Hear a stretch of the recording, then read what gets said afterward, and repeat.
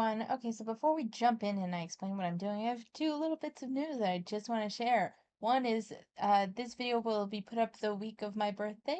Happy birthday to me. Sorry, I'm self-absorbed and I had to put that out there. And then the other is that I don't remember if I mentioned this before, but I got my first teaching job and I signed the papers this week. I'm officially hired. I'm so excited. Anyway, without further ado, let me actually, yes, further ado, because I have some explaining to do. So this was, I want to show a series of TikToks from back in May. Now, I have been sitting on these videos for a while, and I was initially waiting until school let out, and then Victoria had been putting her TikTok on private for several days, and I didn't understand why. I think it's because she was in Paris. So all of that to say, the reason why I want to explore it's a bit lengthier than I realized. It's this video through this video or this video, and it's a series of videos. I don't think it's every single one of these, but it's most of them. And I feel like we get a really interesting picture of Victoria here and a lot of insight into where she's coming from. And I think it's worth a discussion. And it is worth noting before we jump into this, I'm going to work really hard not to be like my irate self with some of her points of view, especially because some of these TikToks she's sharing something deeply personal and I want to respect that. This is just one, I feel like it gives us a great bit of insight into fat acceptance, and two, I feel like it gives some insight into what the FAs, how they perceive, like the anti-FA community, and how they perceive uh, the reception of their rhetoric online. And it's like this really interesting, almost meta look at the thought process of the FAs and their perspective of anti-FAs like me. So it's worth noting this is not too shit on Victoria. All right, that she put some very interesting points out there that I want to explore.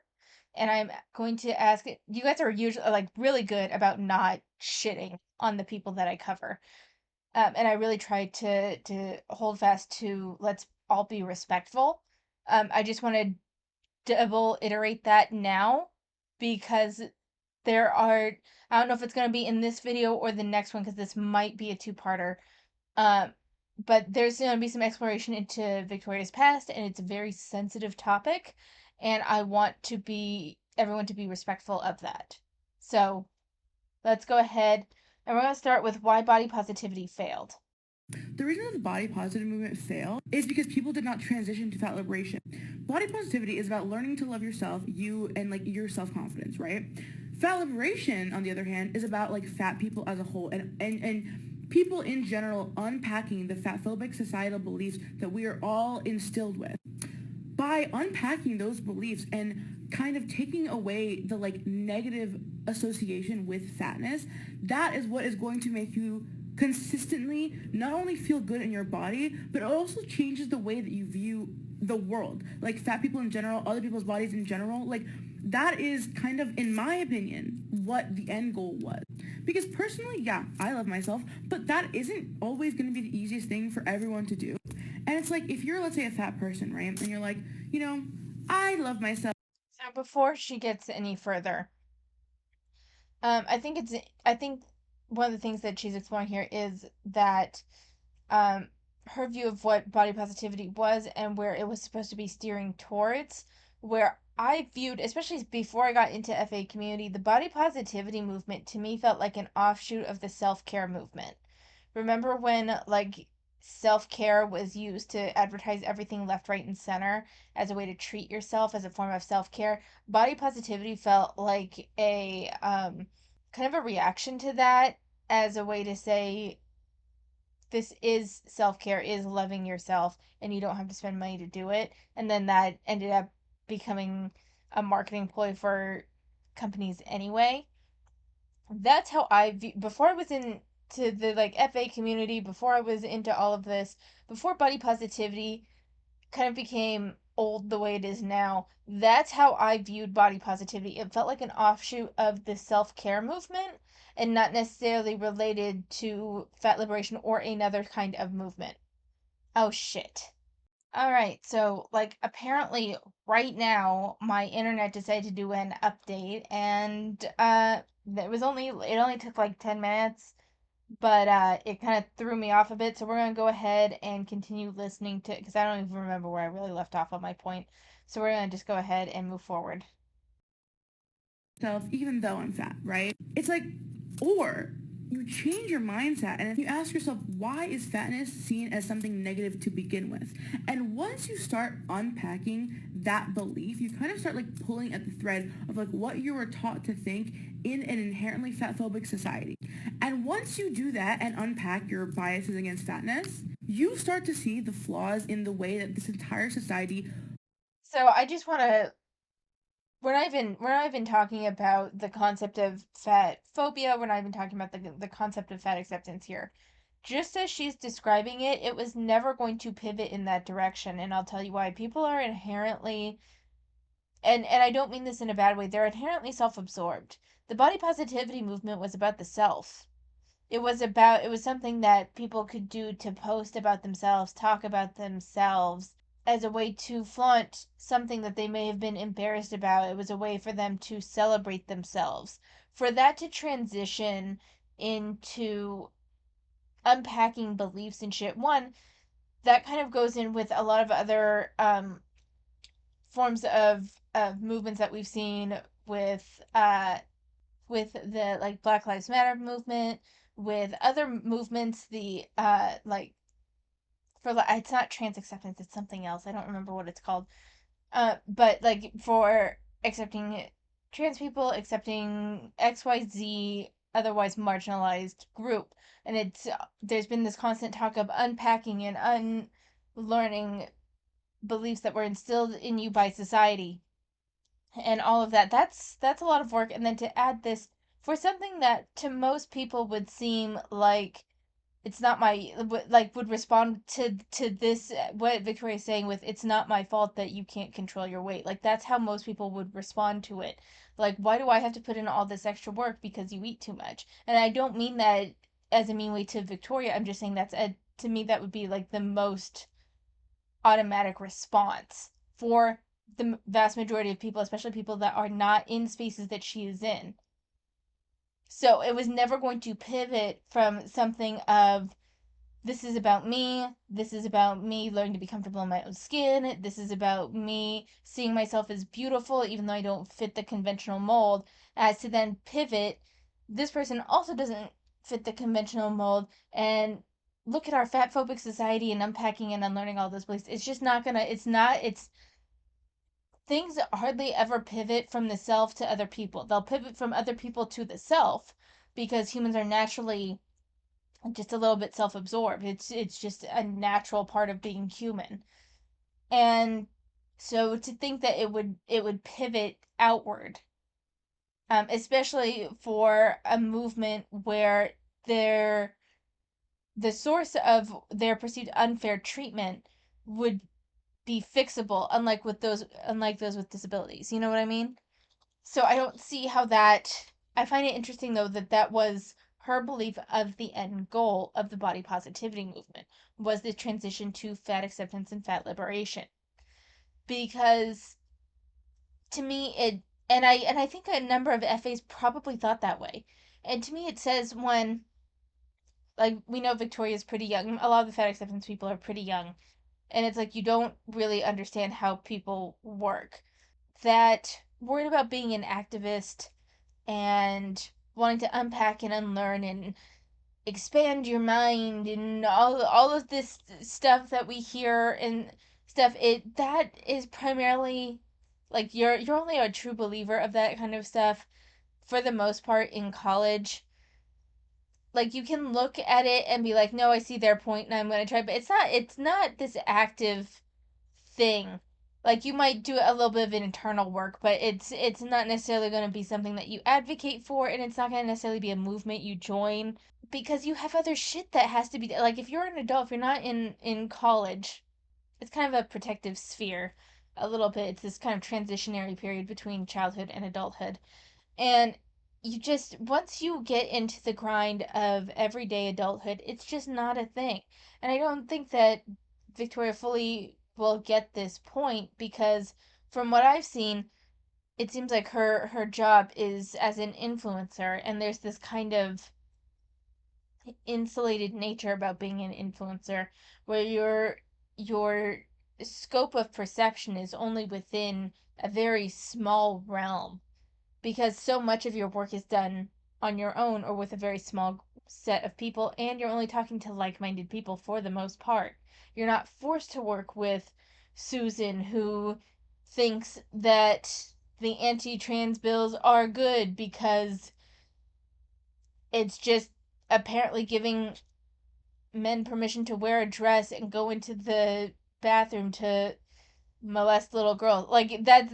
And I wish I was joking. That was something that was actually put forth to me. But I'm just, we're gonna set that aside.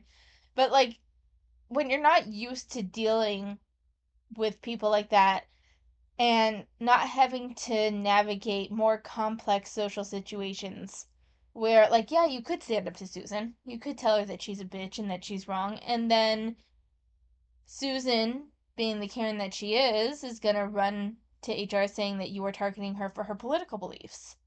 Like, it could be any number of things. There's a more social sophistication, I think, to working with people that have disparate opinions, and learning how to navigate that on a much, like, less serious level.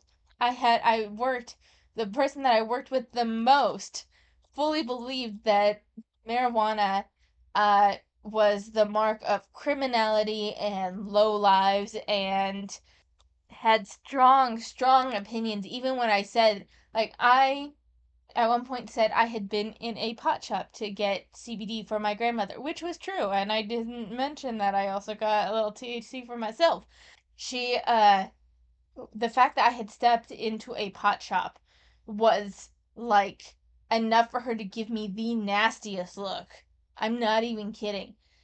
And that's when I learned her full view of marijuana, and it's just something about smiling and going, okay, and like just shutting the fuck up, because it's not that serious. That one isn't that serious. The marijuana thing isn't that serious.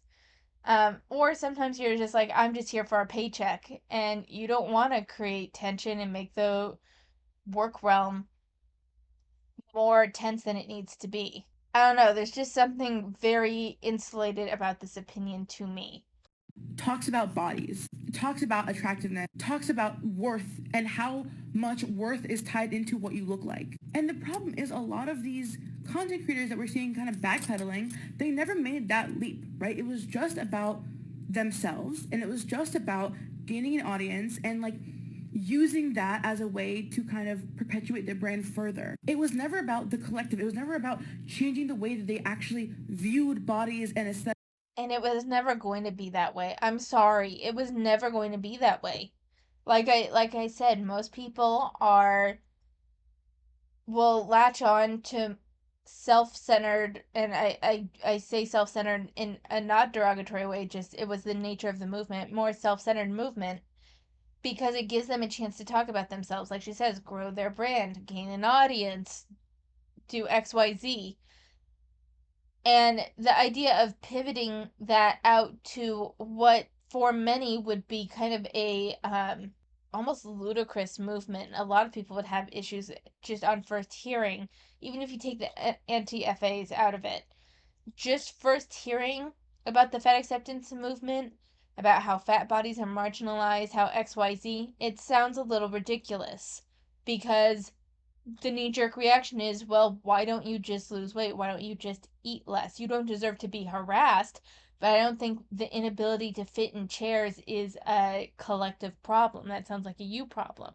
That's very much where I stand, and I think that that's kind of a semi normal reaction. Like, they may be mad on your behalf that you're getting harassed, but it it comes off very incidental rather than pervasive. But let's hear more. And fatness and like just the society that we live in. So that is why the body positive movement failed. Body positivity is about the self, fat liberation is about the collective. The way in which body positivity was co-opted was never sustainable. Anyways. it is very clear when people like get to a point in body positivity that is like beneficial for them, but they don't do the extra work. So those biases that they had against fatness and fat people and like whatever, they're still there and they're still prevalent. So now that's why we see this trend of like body positive creators losing weight and becoming fat phobic. That's the problem. You can lose weight, that's fine, but these people are 180ing from like a body positive platform to like an anti-fat lose weight. No, I think this is where we have different perspectives again.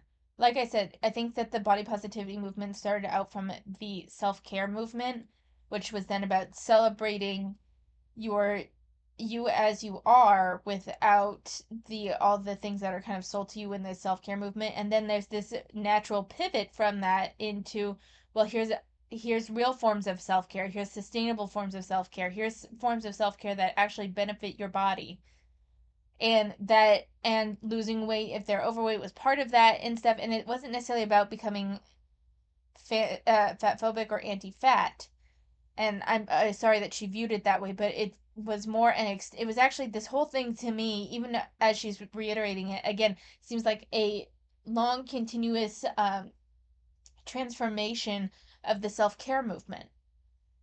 It seems like it was body positivity, and I had done research in it, and it of course has a long history, not just with NAFA or anything, but with like women's liberation, and even the women's suffrage movement and stuff was all kind of could all be wrapped into that. If we're talking about the specific body positive movement that I've seen, it seems like it started partially from the self-care movement and then partially from that long line of other movements that kind of led up to the body positive movement of we shouldn't have to fit beauty ideals and XYZ. But I don't think that the transition now is about being anti-fat, and it's unfortunate that she views it that way. And I just wish she would give some examples of what have these creators said that make you feel that it's fat phobic. Because fat phobia has been used so much by the FAs for any variety of things that it's kind of hard to define it anymore.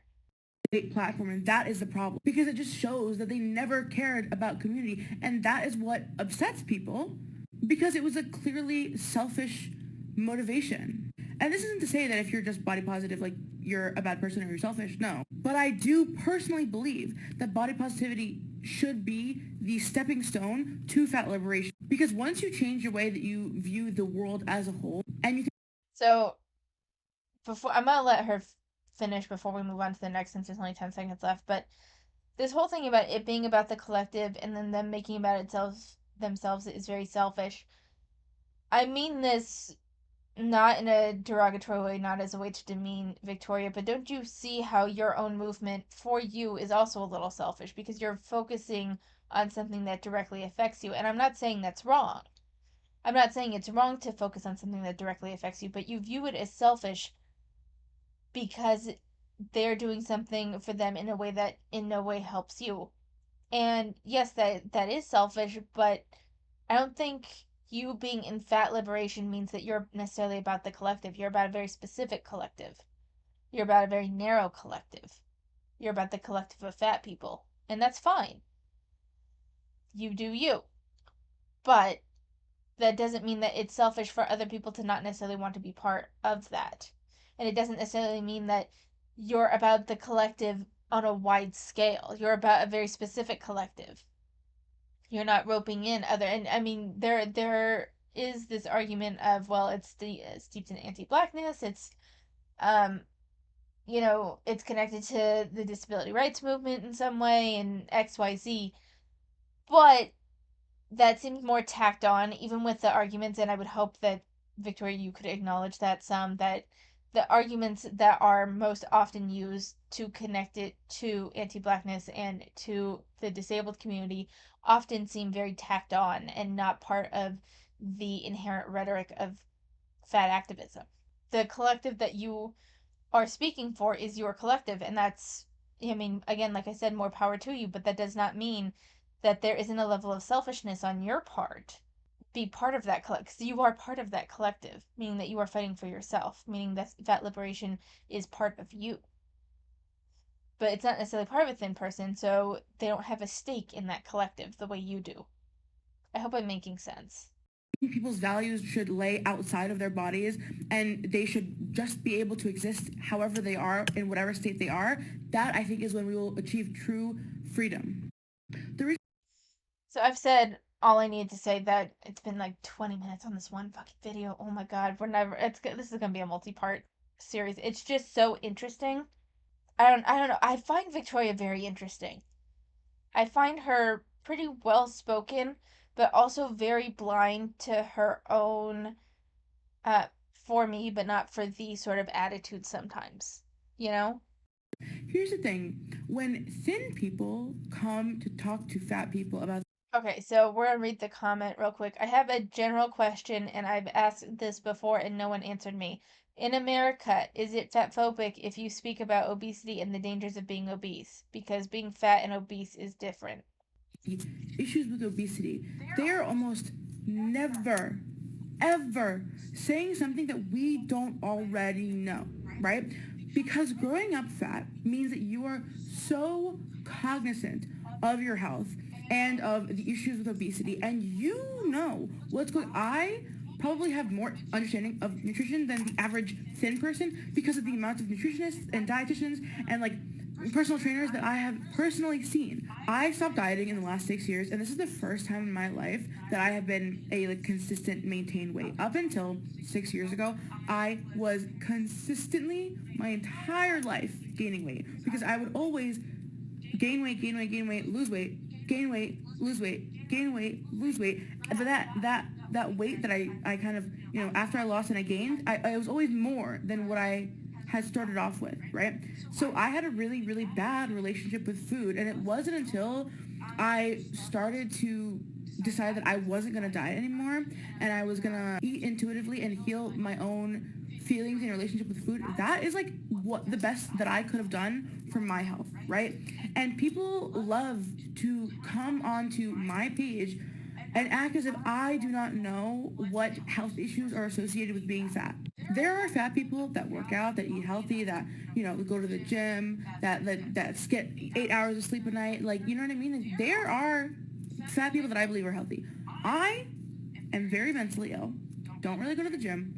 Have a really bad sleep schedule. Have like violent ADHD that impacts every single aspect of my life. Like my most of my health, the worst part of my health isn't even my fatness. It is my ADHD, right? Because it impacts every aspect of my life. So when you come into a fat person's comments, like me and my doctor, like we are locked in. I have regular checkups. I have regular blood work done. I take my medication. Me and my doctor, we talk about my shit. You know what I mean? You don't need to know the details of my personal health. And when you come onto a fat person's page and say, did you know that's actually bad to be obese? Bitch, like we are very well aware of our health, right?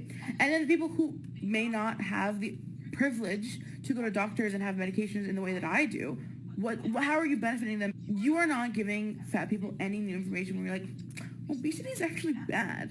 Bitch, like, oh my god. Especially when your like comments are unwarranted and unwanted. If a fat person is like, hi, I'm struggling with obesity and I would like, to deal with my health issues. Do you have any information? Can you help me? Whatever.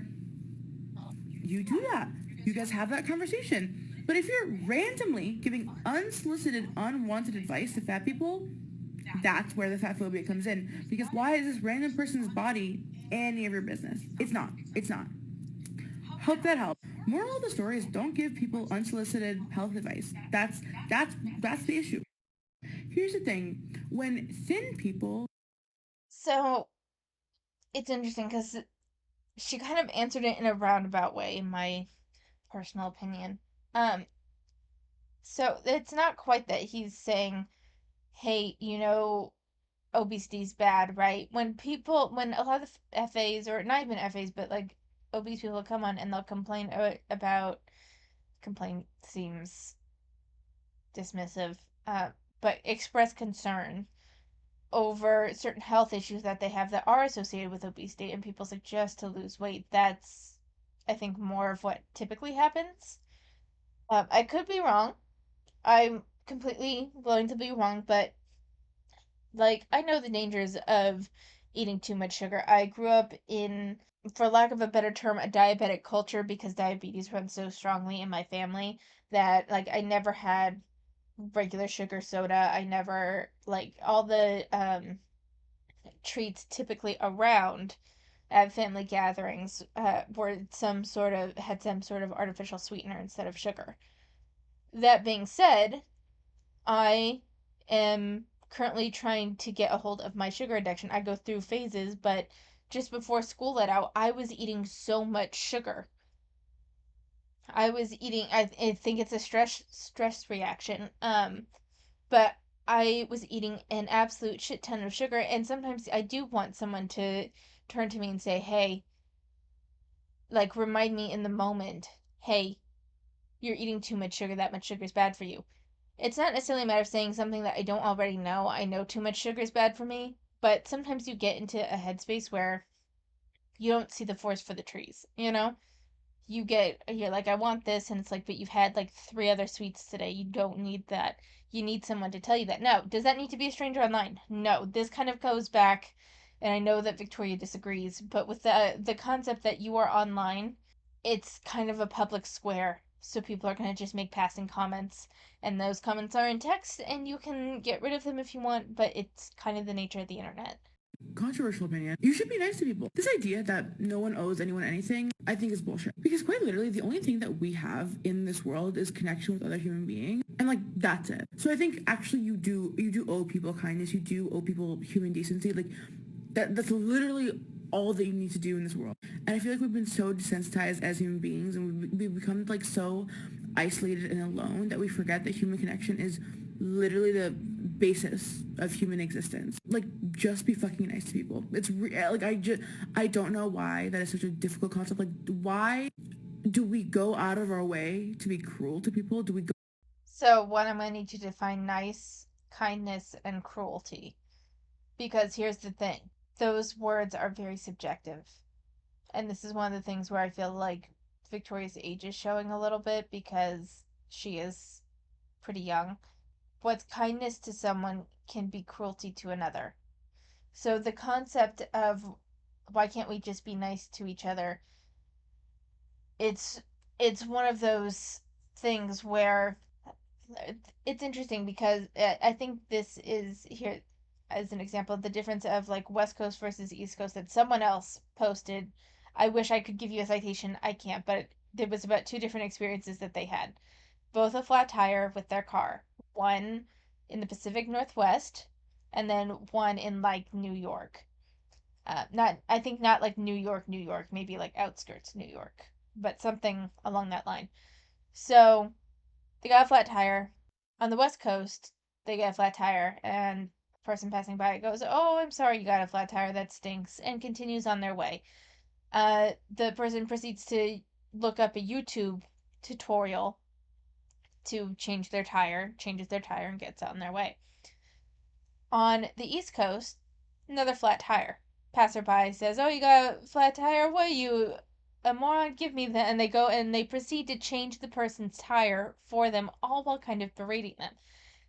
Two completely different forms of kindness. One is kind of a consolation, "Oh, that stinks, I'm sorry," while the other one is like actively insulting you, but doing you a favor at the same time.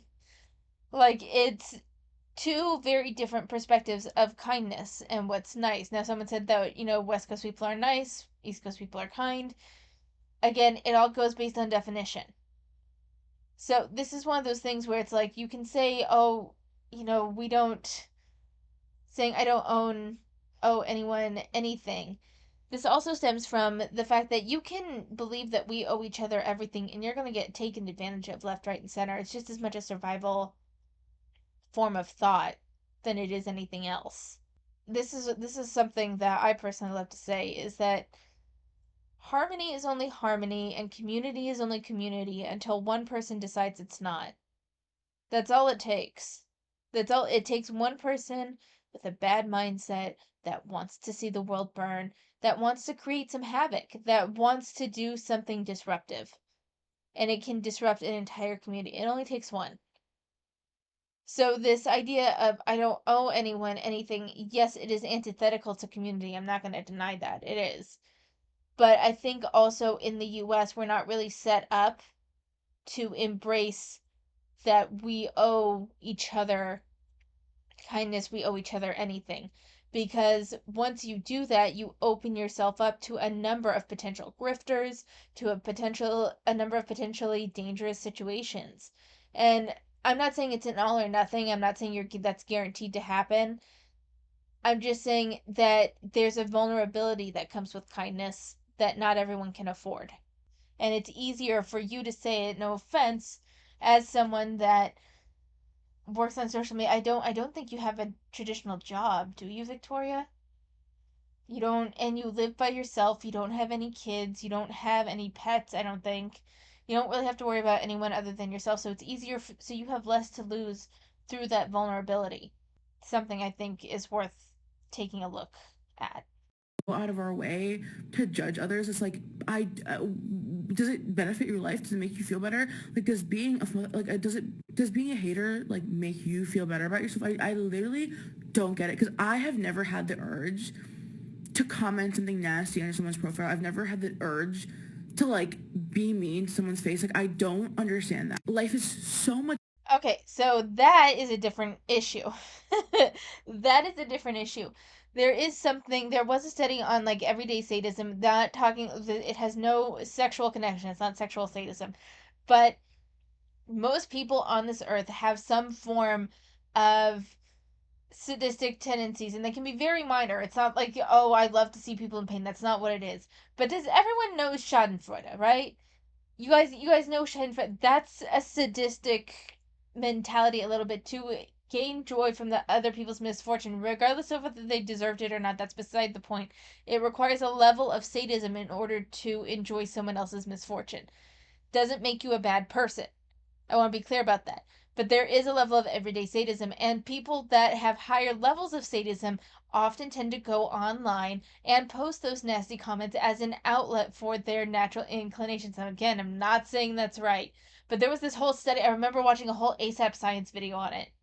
I was absolutely fascinated by the concept of everyday sadism, where these people can kind of keep it under wraps, but then they need like an outlet. So they go online with these faceless profiles to cause havoc because they just enjoy it.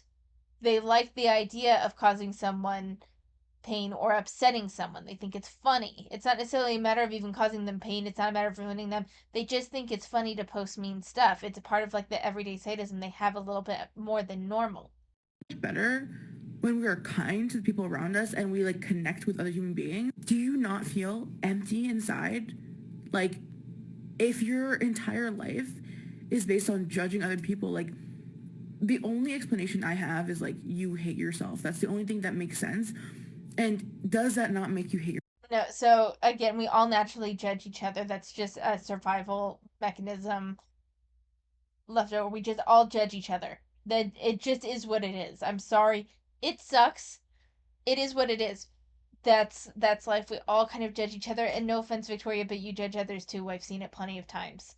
You judge the that I think what was it? It was it was admittedly a dumb video, and that's me being judgmental. Of where she's like, is it a fit or is she just fat? And she's in like a brown one piece and like but not it's not a bodysuit, but it's similar to a bodysuit.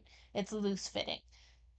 And you jumped on and called her out because you didn't think she was fat, and you were passing judgment on her for even creating that video. We all got have judgments of others. That's a natural part of being human. We all pass judgment. And it's not necessarily a matter of you hating yourself. It's a matter of being human. And this is one of the things that again, it feels like it shows Victoria's age because she wants people to fit in this. Um, so it became a saying in my family after we heard this goth kid on Wife Swap say it, but it's not all sunshine and sausages. Like the world is not sunshine and sausages. The world isn't sunshine and sausages. It's a complex organism that we all kind of have to navigate on our own. And part of that navigation is through judgment. We judge people to judge not only our potential safety with them, our potential gain from associating with them, or just, I don't know, as a way, as a potential defense mechanism if we're having a bad day, to boost ourselves. Like that's why you tend to be more, if you are in a bad mood, you tend to be more negative to others, because why would you want to express kindness when things aren't going well for you? It's just a natural part of being human. It's to expect people to always be kind, to expect people to not be judgmental, is, I think, to expect people to go against human nature to a degree. Yourself more. And if you are a person that hates on others, that leaves nasty comments, I really implore you, take the week, take the day, take the day, maybe the week, and just like be better, be kinder, be nicer. When you have a negative thought and want to voice that, actually take a pause and do the opposite. Say something nice. I'm not kidding. Choose to be kind, choose to be good to the people around you. So, in this way, I actually think she has a point of kindness is often a choice, where negativity tends to be the default, because we are just, it's part of the human brain to be programmed to notice negative things and remember negative things more than positive things. So to take a pause and decide whether or not you actually want to express a negative comment, and potentially doing the opposite, is actually even beneficial for your health. I think there was, oh God, I went on this whole science of happiness kick a number of years ago, and of course I remember fucking nothing when it comes to citations, just little bits of information. But I'm pretty sure there was a study, and I can't cite this at all. I apologize. Where like actively engaging in a positive mindset, meaning to not necessarily engage with judgmental behaviors, negative judgmental behaviors, and instead choosing to compliment people where you would have criticized them, and XYZ, actually showed benefit for you yourself, and showed an increase in overall happiness. So there is something to be said for it. I just think that expecting someone to be that all the time is unrealistic. And you might just have some value in your life now, because I'm so tired of people just being miserable and then But do you see how you just pass judgment? You have, let's take this hypothetical scenario for you. Person's negative, says kind of negative and mean shit all the time. You have no idea what's going on with them. You have no idea what their life is like, and you said, well, now you actually have some value to your life now. That was a judgment you made. That was a judgment you made. It is so inherent in human behavior that you don't even notice that you're doing it. It's worth pausing and deciding whether it's worth the energy or even helpful to think negative things about people, especially because you can get caught up in your own negative tailspin. But what you just said, now you have some value to your life now, and how you hate, how you're tired of miserable people. It's interesting because you're placing all the bets on their like interactions, and yet even as a fat activist and an activist for every other thing, don't you think there might be something going on in the background? Might there be systemic pressures that they are struggling with that makes them miserable, and then spreads the misery? The line of thinking that you have, it's amazing to me a little bit how, and it's not just with fat acceptance, I've seen it with other movements too, how they take the the rhetoric, but they don't understand the concepts, because they can never expand the concepts generally. They always take the concepts as for their very specific movement and nothing else. And they don't extend the grace within that movement outward at all. It's like other people outside of the movement, the people that they are advocating for, don't matter. And this is why people are more against when you advocate for your group, if this is how you are behaving and these are the words that you're choosing to use. Because everything that can be said about fat people can be said about just about any other group. You can I mean, for fuck's sake, we can take eldest daughters. Eldest daughters that have a systemic expectation to be caretakers for their younger siblings, that tend to have the harshest discipline, or we'll just put it as oldest children, the eldest child of the family. Like, they tend to have more rigorous expectations, they have fewer rewards or privileges than their younger siblings when they're the same age, like when they reach the same age. The younger siblings will typically have higher amounts of privileges and are more likely to be rewarded for small tasks where it was an expectation for the eldest sibling. And the eldest sibling is just an example. You can change that to male, you can change that to youngest, and arrange the words some, but the general concept can still be applied as how it affects health, as how it affects anything. And so that's why simply saying systemic expectations and barriers can cause issues. And I realize that I use the systemic for daughters like expectations, cultural expectations, not systemic expectations. But there's an argument to be made for just about anyone to be oppressed. That's why if you're taking the general concepts from these movements, when you are having trouble with someone, it doesn't hurt to try to take the concepts that you learn through the movement and generalize them and see it, how you can gain compassion for these miserable people and how maybe their life already has value and they're just struggling right now. Like, it's just one of those things where it's like, I don't think she realizes that it's kind of like pot meet kettle a little bit because you're saying, oh, now you have value to your life now.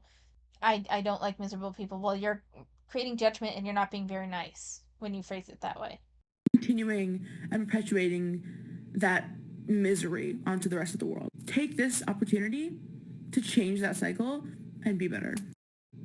So again, she expressed, I cruelty is a serious word. I don't really like to use it generally or loosely, but she wasn't being very nice, and she was being judgmental of these so-called miserable people that she saw. It's like you don't see. You don't, and this is what I mean by Victoria being young, because this wanting the world to be sunshine and sausages and to expect the paragon of humanity from people while not realizing that you are engaging in the very behavior that you detest is something that is just very common with young people, teenagers, 20 somethings, all the way up through adulthood. I mean, there's 60, 70, 80-year olds that will still exhibit this behavior. It's part of human nature. And you can wish, you can, I think, offering, like, trying to change some of your negative thoughts to positive ones, especially when you're just passing judgment for no reason. It's not like this person wronged you. I don't think that that's necessarily a bad exercise to do. It's just she's being a little hypocritical here. All right, we're going to do. Okay, so we are right here.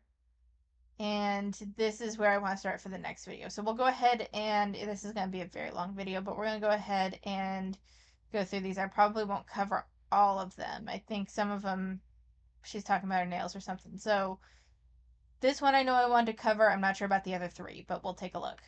I think the permanence of the internet has made people so afraid to be cringy that everyone is the fucking same, myself included. But like everyone on the internet is always policing everyone else. Does that make sense?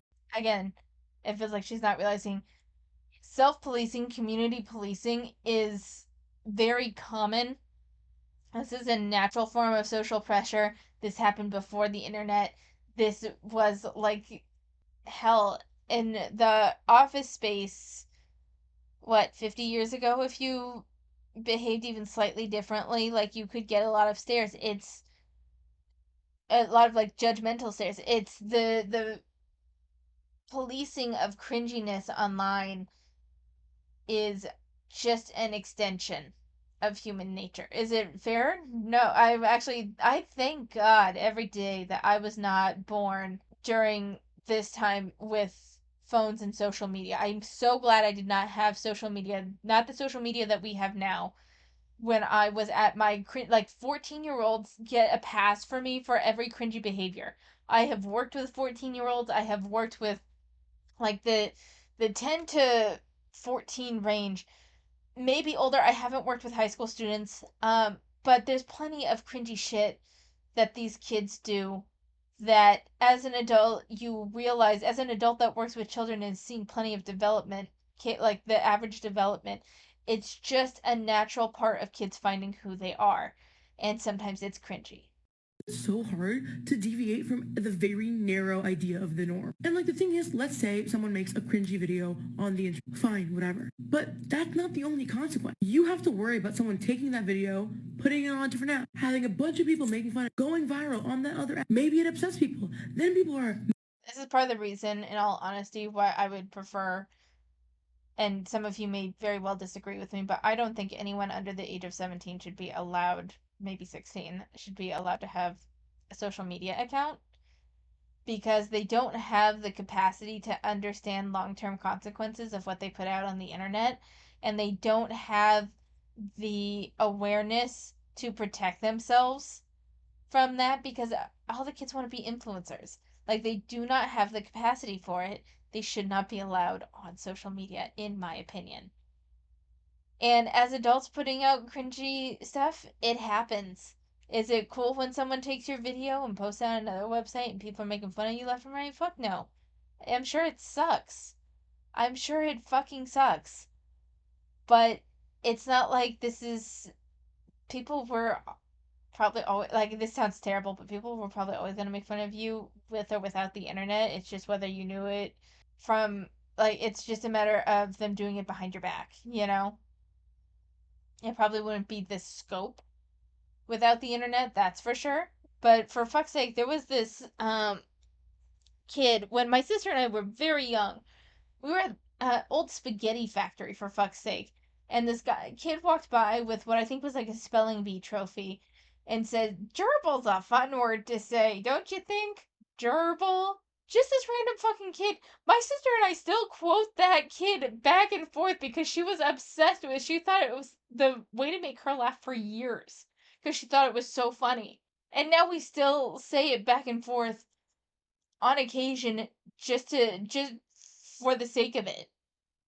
Like, sometimes, yes, it sucks when your cringiness is immortalized in video and then it's posted and reposted several places on the internet, but it's good to a degree. It will happen regardless because that's again part of being human. I'm not saying it's like our shining moment as humans, but it just happens, you know? Messaging your job, telling your school, like literally trying to ruin your life. And that's where I think it crosses the line. I don't think anyone, it's one thing to like make fun of people on the internet, contacting schools, contacting family, showing up at someone's house, contacting work, contacting anything that was is related to the personal life. That is where the line is crossed to me. Like, I think that's a cross line. I think DMing them and harassing them that way is a cross line. I think a few negative comments making fun of them, unfortunately, it's kind of like public square. That's part of it. Once you take it into the private realm, it is crossing a major line. Because they disagreed with you about something that you said. That is insane. Like, it is insane that we as a society have gotten to that place. Like, everything has become so palatable. And again, I know that I've done this myself. Like, my politics in the last few years, because my platform has grown, have become so much more like milk toast. And I've stopped speaking radically because So, girl, again, this is kind of part of me. Like, if you're talking about people disagreeing with you and then taking things and thinking, why the fuck do you think I hide my face on this channel? Especially as someone who is in a career, like who's like becoming a teacher and all that. I don't fucking, it's not a matter that I can't stand next to my points. I can stand next to my points because I don't think I've said anything abjectly cruel. I don't think I've been mean. I don't think that I have been wrong in what I say. But all it takes is one person to go a little nutty and try to track me down, call the school that I work at and say and like twist what I said, and the principal's just gonna look at this account, listen, hear me, and then just kind of see the general scope of what I've done and assume whatever that person said is probably right because they're not going to go through the trouble of actually listening to a full video of mine because that's not how things work. It's just not. So, yeah, you do kind of curb what you say, or you do what I do and hide your face because sometimes you have something to lose. I'm always pissing people off. It gets exhausting. And it's just like everyone has become the same. We don't give people the space to like explore their different opinions, their different thoughts. Like, and we also don't give people the space to be wrong. Like, I am a verbal processor. So I come on this app and I just like I talk. That like the way that I think through things is by talking them out. So like yeah, I'm wrong often. I will admit. But like y'all make it so difficult to be wrong on the internet because the second you're wrong, you get crucified. I think the permanence of the internet has made. So, yes, that's true. It's honestly though, if you're talking about serious reactions to something wrong that was said, you clearly never sat with a group of fifth graders when one kid says the wrong thing. The whole class will jump on his ass. It's the same concept, just magnified. Like again, regular human reaction, human behavior. It just happens. And I think crossing it into the private realm is where the line is crossed. DMs, finding where they live, finding any personal information about them and sharing it is what crosses the line. That's why when I had my beef with Soliloquy, like I know Soliloquy's full legal name and I will never put it out there because they copyright claimed me, so I got a copy with their full name. I will never put their full legal name out there. I'm sure it's probably easy to find. I don't really know. I haven't done that research, but I will not ever put anyone that I cover. I will not put their full name. I will not put where they live. I will not put anything that I think would allow someone to find them. Victoria has her name right here, so I don't feel bad about using her name in this video. Like it's just part of her profile. She's mentioned living in the state of New York, so that's about as narrow as I get because I'm not going. Well, one, I'm not gonna figure out where she lives. That's just weird. But even if I could, like, I'm not going to share that information. There was things that Soliloquy had on there about their grandmother. I'd never shared any of that because that's crossing a line. It's too personal for me, even though it's on a public profile. That is where the line is for me. But this whole concept of you jump on someone because they said something wrong, that's human nature. That's human nature. To jump on someone and try to like immediately correct it and it tends to come off a little hostile. It is what it is. I'm sorry. All right, so the other two videos weren't what I thought they were. It's no big deal. One of the three videos that I mentioned, I wasn't sure if I was going to cover. All three are no. One was about her nails. One was about being plus size and hyper feminine. This isn't a year in the TikTok, so I feel no need to cover it. It wasn't something that I wanted to comment on, so I don't really care. And then this one is about the South Park Ozempic episode, which I saw a deep dive on. I haven't seen it myself, and this is ultimately not relevant. That's where we are. I don't have much to ramble about today. I'm sure like this I'm a horrible like mass consumer, but I'm actually excited for Prime Day. Prime Day. It is where I get all of my essentials. Dove soap tends to be on really good price. My dog needs new doggy vitamins, and I'm holding out until Prime Day so I can get hopefully get a good deal on some. I also need flea meds, so I'm hoping that I can get a deal on those. I need batteries. So like I have a whole list. I have a whole list, and then I have a list of books that I have had my eye on for about 6+ months, and I just want to see if they go on sale, and then I can justify getting it for myself. So yeah, I'm like just I'm prepared to consume and buy this coming week. And as far as I'm concerned, it's anything that I get that isn't a necessity. It's a birthday treat for me. So I'm looking forward to that. I dyed a bunch. Like I dyed a new pajama shirt. I dyed some sheets, so I'm really happy with my new tie dye sheets. When it comes to reading, I have not read much Tappy Tunes this week. It kind of feels like this week was a little bit of all over the place for me. I just wasn't able to concentrate on much. But I went and I got some of the stores that I have loyalty things with. I got like a $5 voucher to Michael's. I got a free thing from Ulta, which I must say, it's fucking expensive normally, but this Peter Thomas Roth water drench is fucking fabulous. It is the only moisturizer so far that I have not had an allergic reaction to. And I tried Cetaphil, I tried Aveeno, I tried all of the like grocery store what's supposed to be hypoallergenic brands, but I have always had a really like I'm fine with the Cetaphil soap, but for some reason the moisturizer uh causes a rash on my face. The Aveeno one made my eyelids swell. I've tried a couple of others, but it resulted with my face like just burning. And this is the first one that I have not had any issue with. It's scentless. It's I'll show you. So this is what it is. It's fucking expensive. 1.7 ounces is $54. So I don't see how I would buy this regular. I will say a little bit goes a long way, but I am tempted to buy this and keep this in my. I don't have like a robust skincare routine by any means. It's mostly washing my face, sunscreen, and an occasional face mask. But this was really nice. It feels like it helps control some of the oiliness of my skin, while my skin also is remaining hydrated. It's very light. It dries very quickly. It is the best moisturizer I've ever used. So I don't really know if I'm gonna buy it or not, but I'm tempted.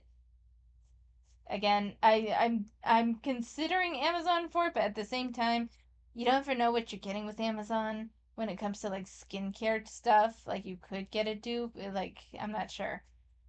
But anyway, also, just because I worked in libraries for a number of years, Half Price Books has a summer reading program for adults. Go check it out. It's a bingo sheet. It's nice. Oh, and wait, I do have something to talk about. I think it was recommended to me by Glass and Metal. But I was reading The Loneliest Girl in the Universe. I was listening to it on Spotify, finished it. I will say it had the best characterization of a girl that like tragically watched her father die, watched her mom kind of go crazy, and like just the general trauma with all of that. Fabulous characterization, fabulous handling of her trauma. It also does such a good job with ambiance and the general feel of things and the sense of isolation. Fabulous, fabulous work. The one thing I will say though is that the villain came in way late, number one, and two, the motivation was kind of wonky and wasn't foreshadowed very well for me. And the ending was disappointing because I felt like I wanted to see Romy, who's the main character, I wanted to see her blossom in connection with other people. After being alone for so long, I wanted to see her make more connections and I wanted to see her reach where their spaceship, because she's on a spaceship this entire time going to Earth 2. And we don't get to see Earth 2. And that was a big disappointment. Like it does a lot of things right, but the actual plot itself is lacking for me. It was really interesting though, and right now I'm listening to Hitchhiker's Guide to the Galaxy since it's only like a 5 hour listen, just as kind of a palate cleanser before I move on to one of the other recommendations. But it was really interesting. I quite enjoyed it for what it was. It's a YA novel, and honestly, I think it does like a lot of things very well. If you don't mind a lacking plot and can get into ambiance and characters, it does very well. But with that, I'm going to end it here. Thank you so much for watching. Take care of yourselves, and I will see you next time.